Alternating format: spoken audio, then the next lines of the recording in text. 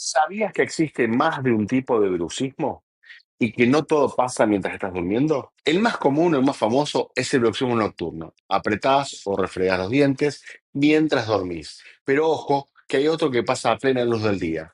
El bruxismo diurno, sí, ese hábito de apretar los dientes cuando estás estresado, concentrado, ansioso. Y lo peor es que no te das cuenta hasta que duele o que tus dientes ya están desgastados. Te pregunto ahora mismo, ¿estás apretando los dientes? Si dijiste que sí, ya tenés una pista. Guardá este reel y observate durante el día, compartilo con ese amigo que vive contracturado y tus dientes, y sus dientes te lo van a agradecer.